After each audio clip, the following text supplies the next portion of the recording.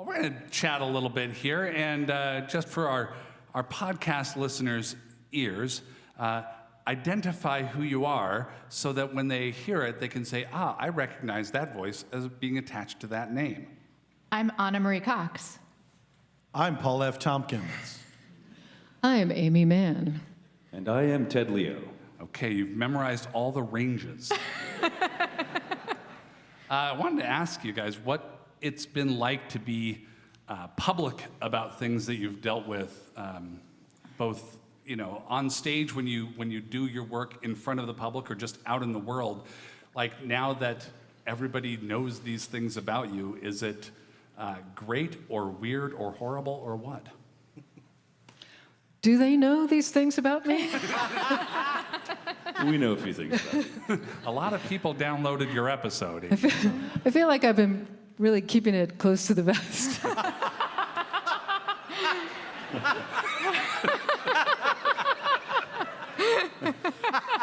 Yeah. You listen to an Aimee Mann album, you're like, what could she possibly mean?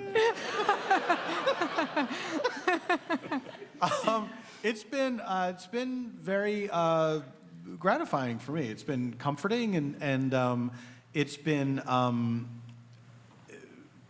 nice to have people reach out and say they have gone through similar things, that they understand, and that it makes them feel less alone, which makes me feel less alone. It's been a very giving experience. You know how in your introduction you talked about how musicians and comedians like cut through the fog and touch people's heart? Well, as a pundit, it's my job to create the fog.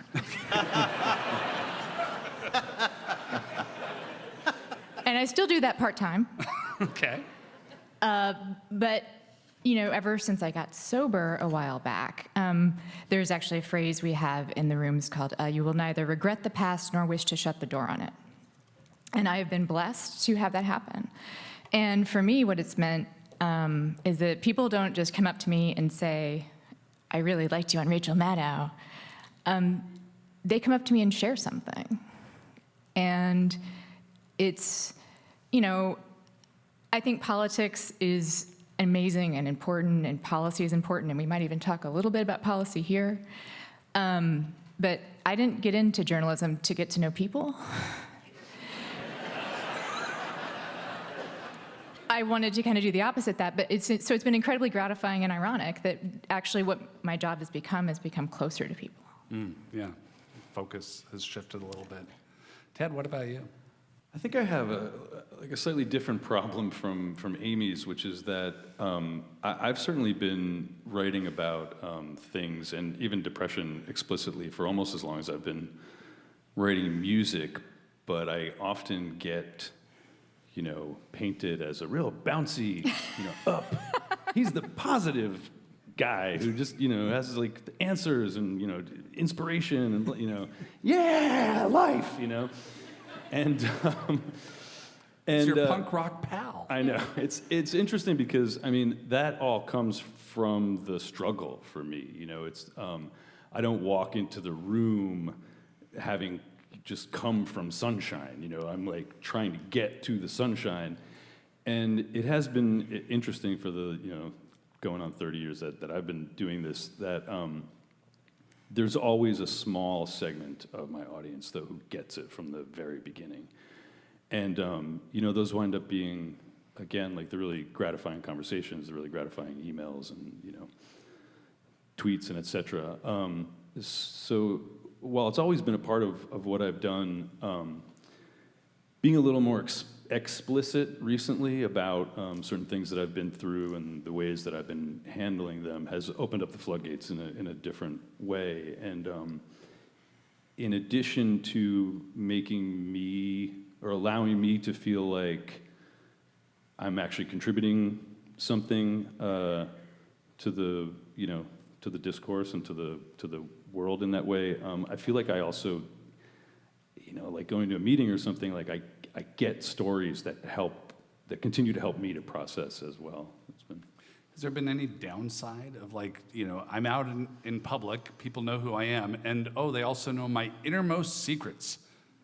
Like, does it feel like you're insufficiently armored to be out in the world ever? Yeah. My personal thing is, I don't know, like, I mean, when I write a song, people don't necessarily get it correct. The part of myself that I put into it or isn't necessarily correctly surmised by the other. You know, I feel like in songwriting, there's definitely, you can hide. It can be about you, but not about you. And you know, it's not like a journal entry. It is fictionalized, and like fiction, you put it's true, but it's not, you know, biography necessarily. I think that sometimes it's like a crucible, you know, to put this stuff out there, and you go through. Or speaking for myself, you know, I've gone through moments of panic and abject terror, you know, at having been so blunt about certain things that I've been through out in the world. But when you come through that crucible, you really are on the other side of it, and I can't imagine you can be hurt by people coming at you anymore. What do you mean the other side of it? Well, it's out there. It lands how it lands. People react how they react, and then life goes on. You know, and you just have to pick up with the life goes on. And if you're, you know, the world is full of trolls, and those happen. But boy, you'd have to be a really horrible person to actually. You know, have to actually realize the fears that we sometimes have in attempting to share these things. The only kind of downside for me, and it's a small thing in a way, but for me it's maybe a bit bigger, is that you know, talking about, you know, telling the story of my unhappy family growing up. I have every right to tell that story, but it's also my family's story, and you know, I try to not, as much as I try not to tell their story, inevitably the stories intermingle, and it's a shame to me sometimes, you know, that it's like, I want to tell my story, but I don't want to intrude upon their lives. I don't want to, it's not even so much like I'm worried that people are going to talk to them about it, it's that they have to hear me talk about it, you know? And especially with the way families are, people remember things differently, and the bigger the family is, a lot of times the more different and diverse your experiences can become within the same family. And you know, I have my oldest sister and I have had completely different relationships with our parents. You know, Different generations. Completely different. Yeah. And you know, it's I don't know. I sometimes feel bad about it. You know, that I've been so open, but that there are other people that are involved. Anna? I think a little bit about what Paul said. I'm an only child. And yeah, woohoo, shout out to the only children. So I don't have to worry about competing narratives, really. I mean, unless they're in my head. There are some, but my father, you know, did the best he could, and he loves me very much. And it's not his fault that I went through so much pain. And I'm actually like, no. He had to hear me talk about that pain, like, to someone else first. Yeah. How about the idea of doing what you do, doing the art and the performance and the public product that you do as a form of therapy? It's something that I keep hearing from a lot of people in the dozens of interviews I've done for this show. People say, well, no, my comedy, getting up there on stage is my therapy. Or just getting to play music, that's my therapy. Writing about UBI is my therapy. I mean, it feels good to get on stage and perform, especially if it's going well. But I never walked off of that stage and thought, I solved a problem here tonight. I definitely learned something. I can't do anything when I'm depressed. I mean, I can't write a song when I'm depressed. Depression is the mechanism of depression. It depresses everything. It does not allow stuff to be created and to come out. I do think that playing a show, working on a song, deliberately choosing to do something like that interrupts the flow of thoughts that are on the depression train that will take you to the depression station. And there's a lot And to you be have to said live in for a that. depression town. Am I registered to depression vote here? Depression Where am I mayor says no. Where are my depression suitcases? It's depression voter suppression. Sorry to mock everything you said. I regret nothing. That was therapeutic for me.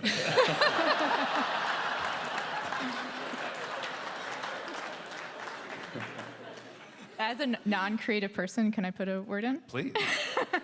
Or not as creative, which is to say that I think a big part of my recovery was actually divorcing myself from my work to a certain extent, and to feel like I had value if I never wrote another thing in my life, if I never, the nods are making me feel better.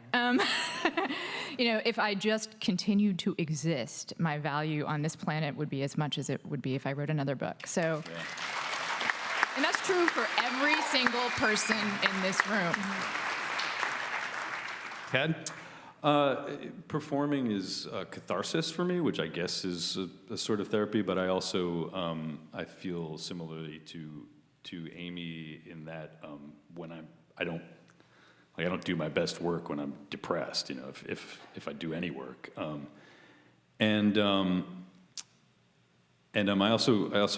I really relate to what Aimee just said too. That's a real big thing, is divorcing yourself. When I'm writing, I don't think about how it's going to land necessarily, but I do think about my value vis-a-vis the work that I'm doing, and that's a bad spiral to get into. Yeah, when you put out an album, is it like, oh, here is some me that I'm putting out to be judged by sales and reviews? Are you putting your self-opinion in the hands of Pitchfork? To a degree, which is why I stopped reading Pitchfork like 10 years ago. Nice. I'm very much about letting go of the results. It's like I can't. I've done a lot of practice around that, and that's. I also am not a person who really defines myself by my work in the way that some people I know do. I mean, obviously to a certain extent, but I don't. Did that take effort to get to that? Not really. I mean, I feel like I can't control it. Like, it really isn't. I really am writing for an audience of one, which is myself, and it's super fun to write and make records, and I love it. And I'm like, I'm done. Oh, right, I have to put it out. Like, it really feels more like an afterthought. Like, it's good to have a destination, because that can sort of push you along. You can sort of get into a thinking of like, who cares or why should I? But I really, it's very fun for me to write songs, and I don't judge myself as I'm doing it. Yeah. Paul, what about you when you're like, if you do stand up, are you the same person whether you bomb or get a million laughs?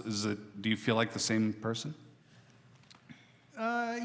Yeah, for the most part. I mean, because I've walked off stage after bombing and felt great, and I've walked off stage after a standing ovation and felt terrible. It depends on where you are that day and how you're feeling about whatever the work. Sometimes you can really pour yourself into it, and it can be all you need at that moment. And one of the worst things about depression is that when you're doing a thing that you love and you get no joy out of it, you don't understand. Like, how could this be? Everything's going great. Like, why do I feel the way that I do? And, there's a big difference between, performing, being in the moment, and you being able to let go of that result and say, oh, that was that. It was a live moment. There's so many. It's easy to make excuses and say, well, the room was too hot, or the lighting wasn't right. But one of the most nervous hours of my life was before I recorded my first stand-up album, And it had never occurred to me that it would be a nerve-wracking experience, but I was in the green room at the Upright Citizens Brigade Theater. I was all by myself back there, and all I could think of was, what if no one likes this? What if I put this out to the world and no one cares? And then I had to get to that idea of, well, who am I divorced from what I do? Because I have wrapped so much of my identity up in what I do. So now, if I put this out and people are like, no thanks, then I have to figure out who I am and what's going on. This is all like an hour before I was supposed to do the show. And eventually, it was like, well, I'm not going to get to it tonight. So. Can I point out that although this may sound very, it's really interesting to hear these incredibly successful artists talk about this, we all experience it on social media. Oh, yeah. Like, I'm going to put this tweet out, what if no one likes it? You too can experience exactly what Paul F. Tompkins went through. Right, in your own way. In your own way. Yeah. I'm changing my answer to Paul's answer. Paul wins the round. Ted Leo, Aimee Mann, Paul F. Tompkins, and Anna Marie Cox, everybody.